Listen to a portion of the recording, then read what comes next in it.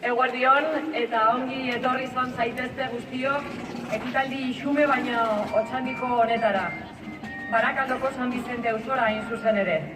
Gehienok hemen bizi zarete eta barakizue hemendik aurrera Gernikako arbolaren kimu bat leku privilegiatuan biziko dela. La presencia con nosotros de la presidenta de Juntas Generales es imprescindible para realizar la primera palada en la plantación del retoño. Eskerrik asko, azalpena aurkezpenagatik, alkate Andrea, zinegotziok, batzarkideok, barakaldarrok, lagunok, azkentzinian, egunon eta euritsua danok.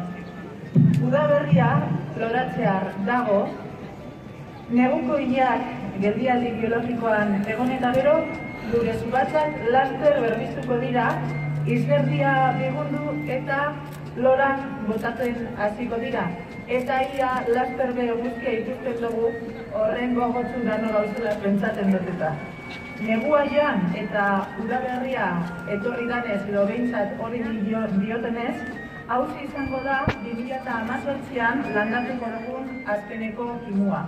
Y no tengo la menor duda de que este retoño va a crecer con fuerza, situado como está y ante el espacio histórico donde nació la anteiglesia de Baracaldo. Muchísimas gracias a todos y a todas de corazón por haberme permitido compartir esta jornada muy simbólica aquí con todos vosotros en Baracaldo. Benetan, bihotzez, eskerrik asko.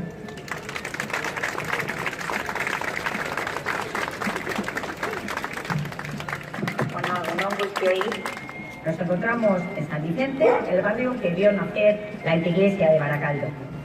No podía haber mejor lugar, porque fue precisamente aquí donde se levantó el primer ayuntamiento baracaldés, un espacio que se recuerda con una placa y con la ikurriña.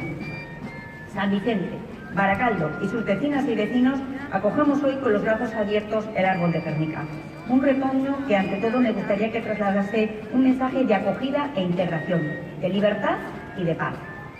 Quiero agradecer a las Juntas Generales y especialmente a ti, Ana, que hayas accedido a traer a nuestro pueblo un trocito de nuestro árbol de Gernika.